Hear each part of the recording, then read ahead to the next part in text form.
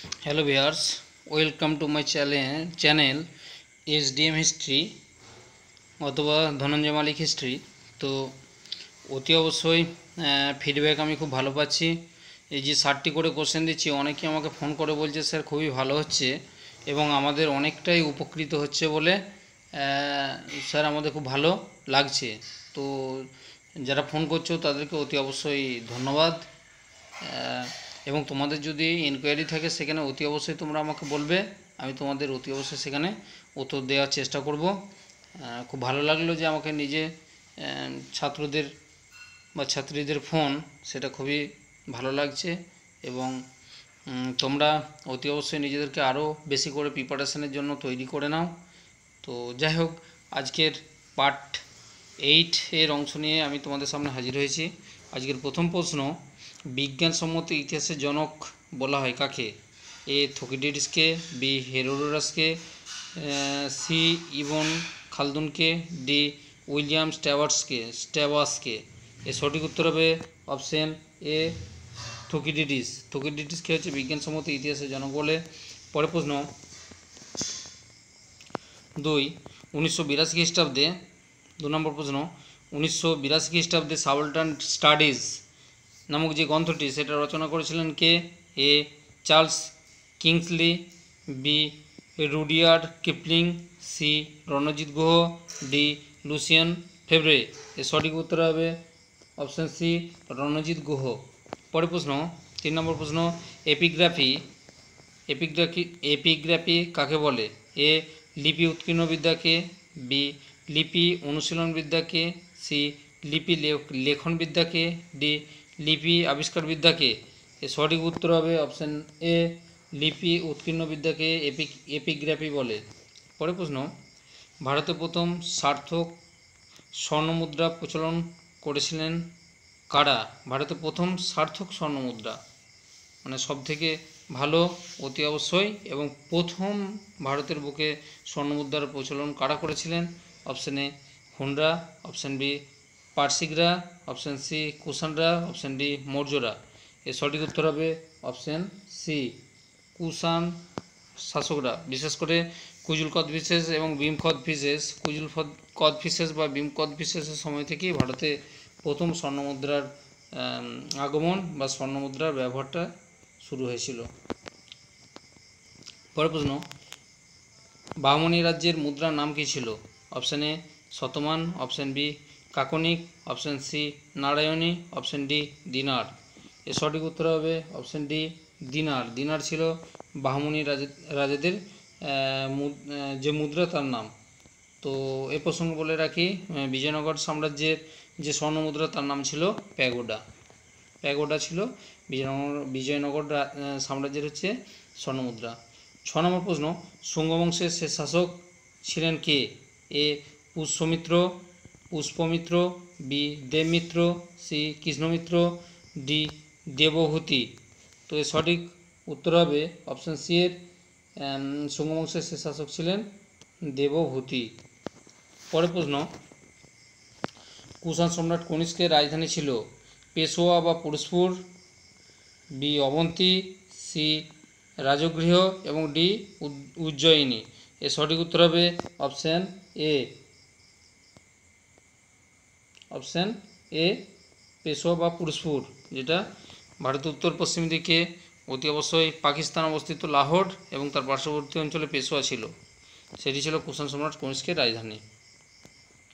পরের প্রশ্ন, নবপ্রস্তর যুগের একটা গুরুত্বপূর্ণ কেন্দ্র হলো বুর্জ হোম। এটি কোথায় অবস্থিত ছিল?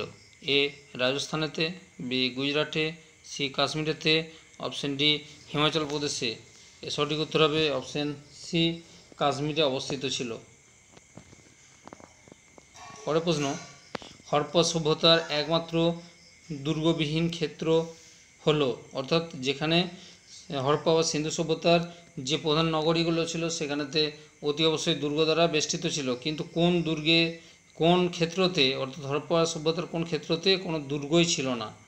এ ঢোলাবিরা, B Banawali, C Rakhigarhi, D Chanhudaro. তো অতি অবশ্যই এর সঠিক উত্তর হবে অপশান এ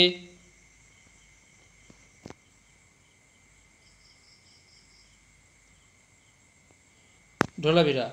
পরের প্রশ্ন, হড় সভ্যতার যে ব্যবস্থা পৃথিবীর বুকে দৃষ্টান্ত সৃষ্টি করেছিল সেটি হলো, পৃথিবীর বুকে দৃষ্টান্ত সৃষ্টি করেছিল হড়প্পা সভ্যতার কোন জিনিসটা? এ যোগাযোগ ব্যবস্থা, বি লাইন ব্যবস্থা, সি ম্যানহোল ব্যবস্থা, ডি বাণিজ্যিক ব্যবস্থা। এর সঠিক উত্তর হবে অপশান সি ম্যানহোল ব্যবস্থা। এই ম্যানহোল ব্যবস্থা এত উন্নত ছিল যে বিশ্বের আর কোনো দেশে এরকম প্রাচীন সভ্যতার মধ্যে নিদর্শন হিসেবে পাওয়া যায়নি, কারণ এই ম্যানহোলের মধ্য দিয়ে হড়প্পা সভ্যতা বা সিন্ধু সভ্যতার যে অব্যবহার্য জল সেটা অতি অবশ্যই ম্যানহোলের মধ্য দিয়ে বড় বড় নদীর সঙ্গে যুক্ত ছিল এবং নদীর থেকে সাগরের সঙ্গে যুক্ত ছিল। পরে সিন্ধু সভ্যতার কোথায় প্রথম ধানের চাষ হয়? এ হড়প্পাতে, বি মহেঞ্জোদারোতে, সি লোথালেতে, ডি কালীবঙ্গানেতে। এর সঠিক উত্তর হবে অপশান সি লোথালেতে সিন্ধু সভ্যতায় প্রথম ধানের চাষ হয়েছিল। পরের প্রশ্ন, আর্যদের আদি বাসস্থান ছিল উত্তর মেরু বা আর্কটিক অঞ্চল, এটি কার উক্তি ছিল? A Edward Meyer, B Ramcharan Sharma, C Gordon Childe, D Balgangadhar Tilak. এর সঠিক উত্তর হবে অপশান ডি বালগঙ্গাধর তিলক। পরের প্রশ্ন, আর্য সভ্যতায় বহু বিবাহ প্রচলিত ছিল, পণ প্রথা প্রচলিত ছিল, সতীদাহ প্রথা অজ্ঞাত ছিল না, মানে সতীদাহ প্রথা প্রচলিত ছিল। বিধবা নারীরা সাধারণত তার বিধবা নারীরা সাধারণত তার পরবর্তী দেওরকে বিবাহ করতেন। এই সময় পণ পেতেন কারা? এ ছেলের বাবা, বি মেয়ের বাবা, সি ছেলে নিজে, আর ডি মেয়ে নিজে। এর সঠিক উত্তর হবে অপশান বি মেয়ের বাবাকে পণ দিয়ে ছেলেদেরকে বিবাহ করতে হতো। পরের প্রশ্ন, অতিথি দেবো ভব কথাটি কোন উপনিষদে আছে? A Aitareya Upanishad, B Chandogya Upanishad, C Taittiriya Upanishad, D Mundaka Upanishad. এর সঠিক উত্তর হবে অপশান সি তৈতরীয় উপনিষদে অতিথি দেবো ভব কথাটি রয়েছে। পরের প্রশ্ন, বৈদিক যুগে কুশি দিন বলতে বোঝানো হতো? এ ধান ব্যবসায়ীদের, বি ঋণ ব্যবসায়ীদের, সি কাষ্ঠ ব্যবসায়ীদের, ডি শস্য ব্যবসায়ীদের। তো অতি অবশ্যই কুশি দিন বলতে বোঝানো হয়েছিল যারা ঋণের কারবার করতো, অর্থাৎ ঋণের ব্যবসায়ী। অপশান বি হচ্ছে সঠিক উত্তর, ঋণ ব্যবসায়ীদের কুশি দিন বলা হতো। পরের প্রশ্ন, আর্যদের প্রধান ও সবথেকে প্রাচীন দেবতা ছিলেন? এ পুরন্দর, বি রুদ্র, সি বিষ্ণু, ডি দৌ। তাহলে আর্যদের প্রধান এবং প্রাচীন দেবতা ছিলেন দৌ, আর দেবী ছিলেন কে? না পৃথ্বী বা পৃথিবী ছিল প্রাচীন দেবী। পরের প্রশ্ন, বাতাপির চালুক্য বংশের প্রতিষ্ঠাতা কে ছিলেন? খুব গুরুত্বপূর্ণ একটা প্রশ্ন। বাতাপির চালুক্য বংশের প্রতিষ্ঠাতা কে ছিলেন? A Jaysingha, B Jaymalla, C Jaydhwaj, D Jaynarayan. এর সঠিক উত্তর হবে অপশান এ জয়সিংহ ছিলেন বাতাপির চালুক্য বংশের প্রতিষ্ঠাতা। পরের প্রশ্ন, রাষ্ট্রকূট বংশের শ্রেষ্ঠ রাজা কে ছিলেন? এ দন্তিদুর্গ, বি প্রথম গোবিন্দ, সি দ্বিতীয় গোবিন্দ, ডি তৃতীয় গোবিন্দ।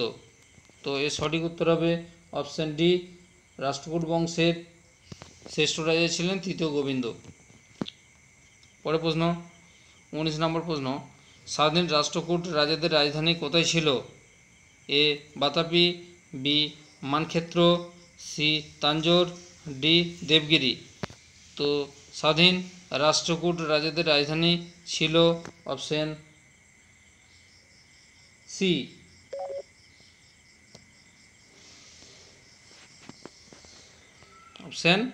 সি তাঞ্জোর। রাষ্ট্রকূট রাজাদের রাজধানী ছিল তাঞ্জোর। তো কোনো সময় তারা যেহেতু পার্শ্ববর্তী রাজ্য জয় করেছিলেন সেই জন্য মান্যক্ষেত্র অবশ্যই বলা হয়ে থাকে।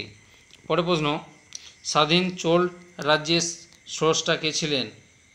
স্বাধীন চোল রাজ্যের স্রষ্টা বা প্রতিষ্ঠাতা কে ছিলেন? এ বিজয়ালয়, বি বিজয় দেব, সি কুণাল দেব, ডি তাপস দেব। এর সঠিক উত্তর হবে অপশান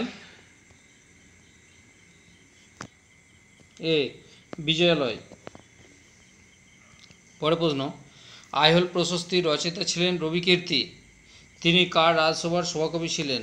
এ প্রথম পুলকেশী, বি তৃতীয় পুলকেশী, সি দ্বিতীয় পুলকেশী, ডি চতুর্থ পুলকেশী। এর সঠিক উত্তর হবে দ্বিতীয় পুলকেশী, অপশান সি। পরের প্রশ্ন, মণিমঙ্গলমের যুদ্ধে, এটা কিন্তু তোমরা কোনো বইতে পাবে কিনা জানি না, আমাকে বহু বই ঘেঁটে এটা পেতে হয়েছে, মানে এই প্রশ্নটা পেয়েছি। মণিমঙ্গলমের যুদ্ধ চালুক্যরাজ দ্বিতীয় পুলকেশী তুঙ্গভদ্রা নদীর তীরে কার কাছে পরাজিত হয়েছিলেন? এ নরবর্মন, বি নরসিংহবর্মন, সি দন্তিদুর্গ, ডি দ্বিতীয় গোবিন্দ। এর সঠিক উত্তর হবে অপশান বি নরসিংহবর্মনের হাতে পরাজিত হয়েছিলেন। তিনি অতি অবশ্যই রাষ্ট্রকূট রাজা ছিলেন। পরে বেঙ্গি চালুক্যরা ছিল পশ্চিমী চালুক্যদের একটি শাখা। বেঙ্গি চালুক্যরা ছিল পশ্চিমী চালুক্যদের একটি শাখা। এদের বলা হতো কি? এ পূর্বে চালুক্য, বি উত্তরের চালুক্য, সি দক্ষিণের চালুক্য, ডি মধ্যদেশের চালুক্য। এর সঠিক উত্তর হবে অপশান এ পূর্বের বা পূর্বদেশের চালুক্য। পরের প্রশ্ন, মিথ্যাক্ষরা গ্রন্থের রচয়িতা হলেন বিজ্ঞানেশ্বর। তিনি কল্যাণীর চালুক্য বংশের কোন রাজার রাজসভায় অলঙ্কৃত করেছিলেন? এ প্রথম বিক্রমাদিত্য, বি দ্বিতীয় বিক্রমাদিত্য, সি চতুর্থ বিক্রমাদিত্য, ডি ষষ্ঠ বিক্রমাদিত্য। এর সঠিক উত্তর হবে অপশান ডি ষষ্ঠ বিক্রমাদিত্যের। পরের প্রশ্ন, বিচিত্র চিত্ত নামে কোন পল্লব রাজা পরিচিত ছিলেন? খুব ভেরি ইম্পর্টেন্ট একটা প্রশ্ন। প্রথম মহেন্দ্রবর্মন, বি দ্বিতীয় মহেন্দ্রবর্মন, সি তৃতীয় মহেন্দ্রবর্মন, ডি পঞ্চম মহেন্দ্রবর্মন। এর সঠিক উত্তর হবে অপশান এ প্রথম মহেন্দ্রবর্মন। বিচিত্র চিত্র এই কারণে বলা হতো, তিনি অনেক গুণাবলীর অধিকারী ছিলেন। তিনি একদিকে কবিতা রচনা, একদিকে সাহিত্য রচনা, একদিকে গ্রন্থ যারা রচনা করতেন তাদেরকে অতি অবশ্যই সহযোগিতা করতেন এবং তাদেরকে আর্থিক সহযোগিতা করতেন। সেই জন্যই তাকে বিচিত্র চিত্র, অর্থাৎ তার মধ্যে নানা রকম গুণাবলী ছিল, সেই জন্য বিচিত্র চিত্র বলা হতো। পরের প্রশ্ন, পল্লবরাজ প্রথম মহেন্দ্রবর্মন মত্তবিলাস প্রহসন নামক একটি নাটক রচনা করেছিলেন। তাহলে মহেন্দ্রবর্মন মত্তবিলাস প্রহসন নাটকটি রচনা করেন, সেটি কোন ভাষায় লেখা ছিল? এ পালি ভাষায়, বি প্রাকৃত ভাষায়, সি মাগধী ভাষায়, ডি সংস্কৃত ভাষায়। এর সঠিক উত্তর হবে অপশন ডি সংস্কৃত ভাষায়। পরের প্রশ্ন, কোন পল্লব রাজা মহামল্ল উপাধি গ্রহণ করেছিলেন? এ তৃতীয় নরসিংহবর্মন, বি দ্বিতীয় নরসিংহবর্মন, সি প্রথম নরসিংহবর্মন, ডি প্রথম দেববর্মন। এর সঠিক উত্তর হবে অপশান সি প্রথম নরসিংহবর্মন মহামল্ল উপাধি গ্রহণ করেছিলেন। এটাও খুব কঠিন প্রশ্ন। পরের প্রশ্ন, দেওয়ান ই আর্জ ছিল সুলতানি যুগে যে দপ্তর? এ প্রশাসনিক দপ্তর, বি সামরিক দপ্তর, সি আর্থিক দপ্তর, ডি সাংস্কৃতিক দপ্তর। তো এর সঠিক উত্তর হবে দেওয়ান ই আর্জ হলো সামরিক দপ্তর। সুলতানি যুগে আমিল বলতে যাদের বোঝানো হতো?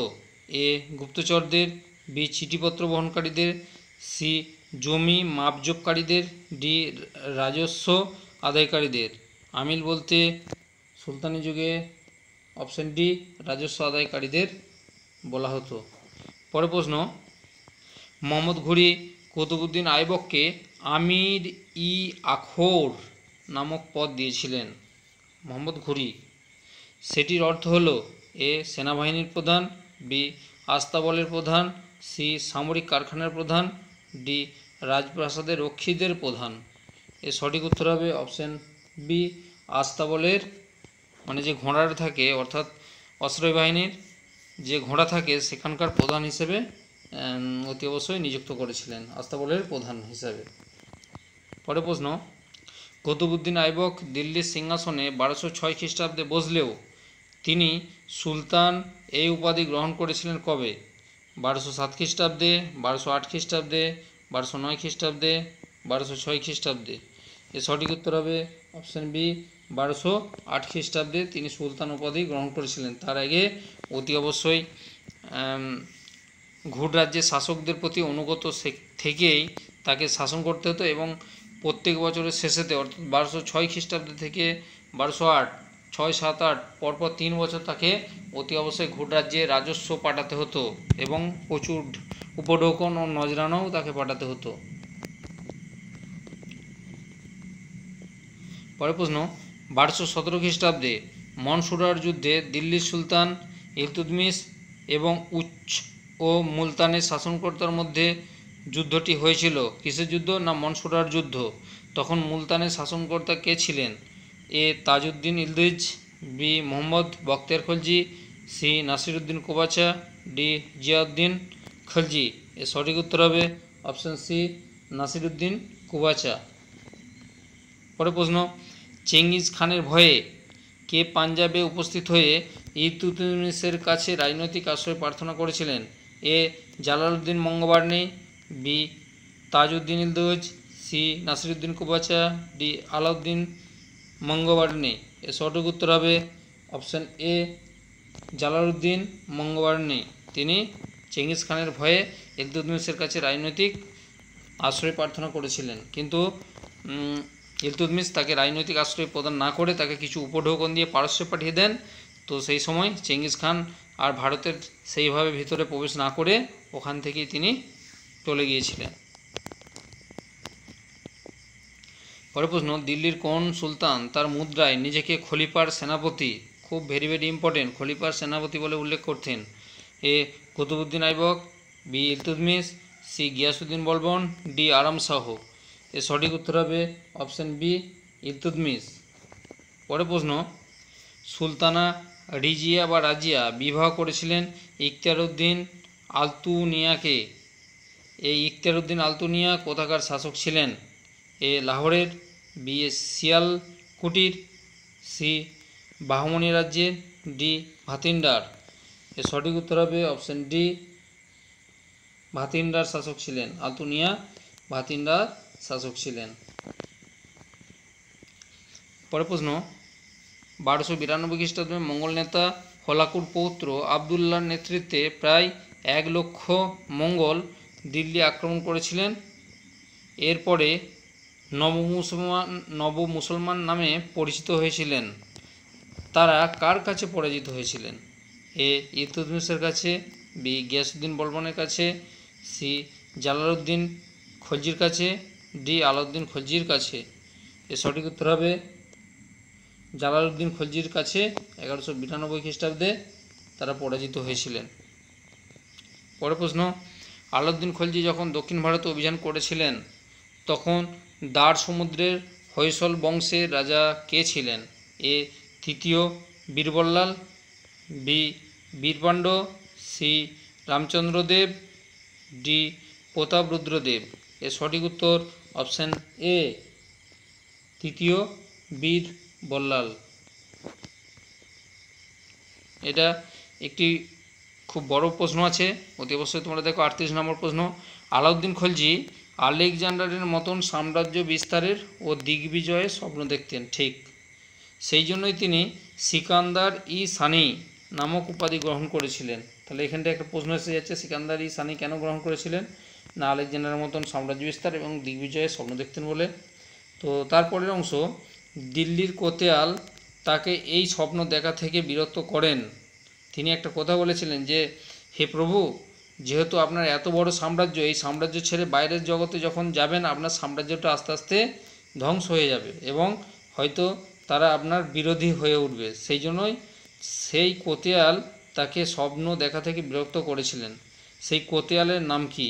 এ আলাউল মুলক, বি নিজামুল মুলক, সি আমির খসরু, ডি মালিক কাফুর।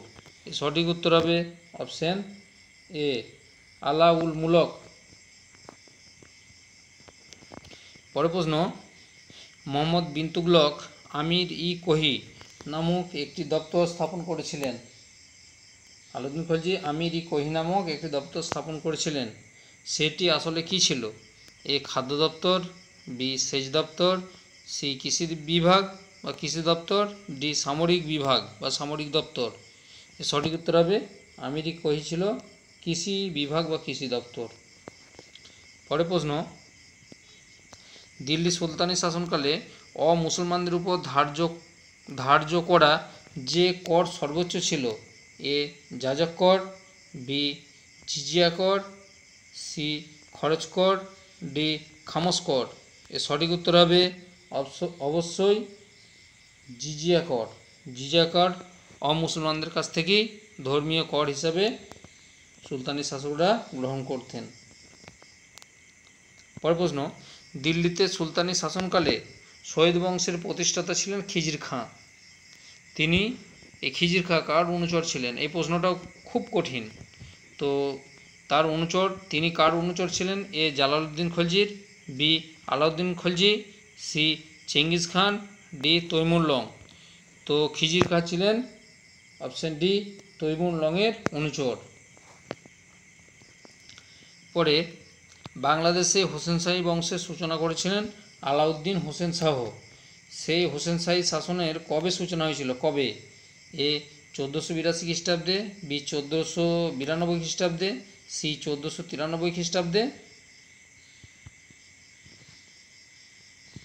1493 খ্রিস্টাব্দে, ডি 1495 খ্রিস্টাব্দে। এর সঠিক উত্তর হবে অতি অবশ্যই অপশান সি 1493 খ্রিস্টাব্দে বাংলায় হোসেনশাহী বংশের সূচনা করেছিলেন আলাউদ্দিন হোসেন শাহ। পরের প্রশ্ন, স্বামী বিবেকানন্দ কবে রামকৃষ্ণ মিশন প্রতিষ্ঠা করেন? এ 1893 খ্রিস্টাব্দে, বি 1895 খ্রিস্টাব্দে, সি 1897 খ্রিস্টাব্দে, ডি 1899 খ্রিস্টাব্দে। এর সঠিক উত্তর হবে অপশান সি 1897 খ্রিস্টাব্দে শ্রীরামপুর মিশন স্বামী বিবেকানন্দ প্রতিষ্ঠা করেন। পরের প্রশ্ন, উচ্চশিক্ষার জন্য দুটি কমিশন বা কমিটি গড়ে উঠেছিল। এর একটি 1882 খ্রিস্টাব্দে হান্টার কমিশন এবং অপরটি হলো র্যালে কমিশন। এই র্যালে কমিশন কবে পাস হয়েছিল বা গড়ে উঠেছিল? অপশান এ 1902 খ্রিস্টাব্দে, অপশান বি 1904 খ্রিস্টাব্দে, অপশান সি 1906 খ্রিস্টাব্দে, অপশান ডি 1908 খ্রিস্টাব্দে। এর সঠিক উত্তর হবে অপশান বি 1904 খ্রিস্টাব্দে। পরের প্রশ্ন, অমৃতবাজার পত্রিকার প্রথম সম্পাদক কে ছিলেন? এ আনন্দমোহন বসু, বি শিশির কুমার রায়, সি কৃষ্ণ কুমার ঘোষ, ডি দেবেন্দ্রনাথ ঠাকুর। এর সঠিক উত্তর হচ্ছে অপশান সি শিশির কুমার ঘোষ অমৃতবাজার পত্রিকার প্রথম সম্পাদক ছিলেন। পরের প্রশ্ন, বাল গঙ্গাধর তিলক সম্পাদিত মারাঠি ভাষায় পত্রিকাটি কী ছিল? এ মারহাট্টা, বি স্বদেশী, সি আলিঙ্গন, ডি কেশরী। তো এসব সঠিক উত্তর হবে অপশান ডি কেশরী। মারাঠি ভাষায় যে পত্রিকাটি প্রকাশিত হয়েছিল সেটা হচ্ছে কেশরী, আর ইংরেজি ভাষায় যেই পত্রিকাটি প্রকাশিত হয়েছিল তার নাম হচ্ছে মারহাট্টা বা মারাঠা। পরের প্রশ্ন একটু বেশি আছে, বড় প্রশ্ন। 1868 খ্রিস্টাব্দে অমৃতবাজার পত্রিকাটি বাংলা ভাষায় প্রকাশিত হলেও লর্ড লিটন দেশীয় ভাষায় প্রকাশিত সংবাদপত্রের উপর একটা আইন দ্বারা বাধা নিষেধ জারি করেছিলেন। তো সেই হিসেবে অমৃতবাজার পত্রিকাটি এক রাত্রিতে ইংরেজিতে ভাষান্তরিত হয়েছিল, মানে ইংরেজি ভাষাতে ট্রান্সলেট করতে বাধ্য হয়েছিলেন। তো সেই ভাষান্তরিত হয়েছিল কবে? এ 1872 খ্রিস্টাব্দে, বি 1874 খ্রিস্টাব্দে, সি 1876 খ্রিস্টাব্দে, ডি 1878 খ্রিস্টাব্দে। এর সঠিক উত্তর হবে অপশান ডি 1878 খ্রিস্টাব্দে অমৃতবাজার পত্রিকা রাতারাতি ইংরেজিতে ভাষান্তরিত হয়েছিল। পরের প্রশ্ন, কলকাতায় সংস্কৃত কলেজ কবে প্রতিষ্ঠিত হয়েছিল? এ 1820 খ্রিস্টাব্দে, বি 1824 খ্রিস্টাব্দে, সি 1826 খ্রিস্টাব্দে, ডি 1828 খ্রিস্টাব্দে। এর সঠিক উত্তর হবে অপশান বি 1824 খ্রিস্টাব্দে। কেমন? পরের প্রশ্ন, হেসপেরাস নামক পত্রিকার সম্পাদক হলেন? A Derozio, B Alexander, C Krishnakumar Mitra, D Dadabhai Naoroji. এর সঠিক উত্তর হলো অপশান এ ডিরোজিও। হেসপেরাস নামক পত্রিকার সম্পাদক ছিলেন হেনরি লুই ভিভিয়ান ডিরোজিও, যিনি নব্যবঙ্গ আন্দোলনের প্রণেতা। পরের প্রশ্ন 50 নম্বর প্রশ্ন, ভারতে প্রথম দ্বিজাতি তত্ত্বের প্রথম উদ্ভাবক কে ছিলেন? A Allan Octavian Hume, B Syed Ahmed Khan, C Mohammad Iqbal, option D Aga Khan. এর সঠিক উত্তর হবে অপশান বি সৈয়দ আহমদ খান। পরের প্রশ্ন 51 নম্বর, 1881 খ্রিস্টাব্দে লর্ড রিপন একটি ফ্যাক্টরি আইন জারি করেছিলেন, যেখানে 7 থেকে 12 বছরের শিশুদের মোট খাটানোর সময় ধার্য হয়েছিল, মানে তাদেরকে পরিশ্রম দিতে হতো। এ 9 ঘন্টা, বি 11 ঘন্টা, সি 13 ঘন্টা, ডি 7 ঘন্টা। তো এর সঠিক উত্তর হবে অপশান এ 9 ঘন্টা, মানে 9 ঘন্টার বেশি তাদেরকে খাটানো যাবে না। পরের প্রশ্ন, কে জাতীয় কংগ্রেসকে আনুবীক্ষণিক সংখ্যালঘু বলে চিহ্নিত করেছিলেন? A Balgangadhar Tilak, B Bipinchandra Pal, C বড়লাট Dufferin, D Allan Octavian Hume. এর সঠিক উত্তর হবে অপশান সি বড়লাট ডাফরিন। পরের প্রশ্ন 1915 খ্রিস্টাব্দে লাহোর ষড়যন্ত্র মামলার 1 নম্বর আসামি কে ছিলেন, যিনি অতি অবশ্যই এই মামলার হাত থেকে নিষ্কৃতি পাওয়ার জন্য ভারত থেকে ছদ্মবেশে, সম্ভবত PN ঠাকুর ছদ্মনামে তিনি ভারত থেকে অতি অবশ্যই বাইরের দেশে জাপানে চলে গিয়েছিলেন? A Bhupendranath Dutta, B Ullaskar Dutta, C Jatindranath Mukhopadhyay, D Rashbehari Bose. এর সঠিক উত্তর হবে অপশান ডি রাসবিহারী বসু। পরের প্রশ্ন, রিসার্চমেন্টো নামক পত্রিকার সম্পাদক কে ছিলেন? A Joseph Mazzini, B Count Cavour, C Garibaldi, D Prince Metternich. এর সঠিক উত্তর হবে অপশান বি কাউন্ট ক্যাভুর। পরের প্রশ্ন, ফ্রান্সের দ্বিতীয় সাম্রাজ্যবাদের সূচনা হয়েছিল তৃতীয় নেপোলিয়নের হাত ধরে, সেটি কবে? এ 1848 খ্রিস্টাব্দে, বি 1850 খ্রিস্টাব্দে, সি 1852 খ্রিস্টাব্দে, ডি 1854 খ্রিস্টাব্দে। এর সঠিক উত্তর হবে অপশান সি 1852 খ্রিস্টাব্দে। পরের প্রশ্ন, খুব গুরুত্বপূর্ণ একটা প্রশ্ন, দেখো, কোন রুশ সাহিত্যিক তৃতীয় নেপোলিয়নকে আধপাইঠ নেপোলিয়ন বা পেটি নেপোলিয়ন বলে ব্যঙ্গ করেছিলেন? A Victor Emmanuel, B Victor Hugo, C Victor Fichte, D Victor Lefebvre. এর সঠিক উত্তর হবে অপশান বি ভিক্টর হুগো। পরের প্রশ্ন, 1917 খ্রিস্টাব্দে 9ই নভেম্বর রুশ বিপ্লব হয়েছিল, একদম ঠিক কথা। তো রাশিয়াতে সে সময় রাশিয়ার জার কে ছিলেন? এ প্রথম উইলিয়াম, বি দ্বিতীয় আলেকজান্ডার, সি প্রথম নিকোলাস, ডি দ্বিতীয় নিকোলাস। এর সঠিক উত্তর হবে অপশান ডি দ্বিতীয় নিকোলাস। পরের প্রশ্ন, রাশিয়াতে এপ্রিল থিসিসের জনক হলেন বলশেভিক দলের নেতা VI লেনিন। এটি কবে ঘোষণা করেছিলেন? এ 1917 খ্রিস্টাব্দে, বি 1919 খ্রিস্টাব্দে, সি 1921 খ্রিস্টাব্দে, ডি 1923 খ্রিস্টাব্দে। তো এর সঠিক উত্তর হবে অপশান এ প্রথম ঘোষণা করেছিলেন 1917 খ্রিস্টাব্দে। অপশান এ হলো সঠিক উত্তর। পরের প্রশ্ন একটু বড় প্রশ্ন, সপ্তদশ শতক থেকে রুশ জার পিটার দ্য গ্রেট তুরস্কের বলকান অঞ্চলের রাজ্যগুলি গ্রাস করে কৃষ্ণ সমুদ্র উপকূল পর্যন্ত রাজ্য বিস্তারের নীতি তিনি গ্রহণ করেছিলেন। জারের এই সাম্রাজ্য বিস্তার নীতি নাম ছিল কি? A warm water policy, B cold water policy, C blue water policy, D red water policy. তো এর সঠিক উত্তর হবে option A warm water policy, উষ্ণ জলনীতি। অর্থাৎ রাশিয়া যার পিটার দ্য গ্রেট আস্তে আস্তে তুরস্ক এবং তার অধ্যুষিত অঞ্চলগুলোকে তিনি মানে রাজনৈতিক ক্ষমতা বলে দখল করতে থাকে। এইটাই হচ্ছে ওয়ার্ম ওয়াটার পলিসি নামে পরিচিত। পরের প্রশ্ন, কয়েকজন হতভাগ্য সন্ন্যাসীকে গ্রোটোর গির্জায় হস্তান্তর করার জন্যই এই যুদ্ধের সৃষ্টি হয়েছিল এবং এটি ছিল সর্বাপেক্ষা অপ্রয়োজনীয় আননেসেসারি যুদ্ধ। অপ্রয়োজনীয় যুদ্ধ মন্তব্যটি ছিল কোন যুদ্ধ সম্পর্কে? এ স্যাডওয়ার যুদ্ধ, বি ক্রিমিয়ার যুদ্ধ, সি সেডানের যুদ্ধ, ডি ওয়াটারলুর যুদ্ধ।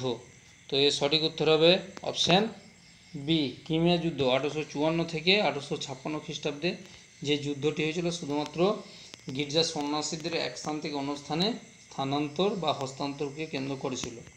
সেই জন্য এই যুদ্ধকে বলা হচ্ছে সর্বাপেক্ষা অপ্রয়োজনীয় যুদ্ধ। কেমন? তো আজ এই পর্যন্ত। আশা করি তোমাদের খুবই ভালো লাগছে। তো অতি অবশ্যই তোমরা ভিডিও দেখার পর, যেহেতু ইতিহাসের ছাত্র, তোমরা নিখুঁতভাবে এবং পুঙ্খানুপুঙ্খভাবে ভিডিওগুলি দেখো এবং দেখার পর শেষেতে অতি অবশ্যই একটা করে লাইক দিও, কারণ আমার শ্রম তাহলে সার্থক হবে। আর অতি অবশ্যই বন্ধুদের মধ্যে শেয়ার করো। আর যারা নতুন চ্যানেলটা রয়েছে, যারা চ্যানেলেতে নতুন হয়েছো তারা অতি অবশ্যই আগামী যে ভিডিওগুলো আমি ছাড়বো সেগুলো তোমরা পাওয়ার জন্য অতি অবশ্যই চ্যানেলটাকে সাবস্ক্রাইব করো বেশি করে, আর বেশি করে বন্ধুদের মধ্যে শেয়ার করো। আর প্রশ্ন যদি থাকে অতি অবশ্যই তোমরা কমেন্ট বক্সে লিখো, আমি কমেন্টের উত্তর দেবো। ওকে, আজ এই পর্যন্ত।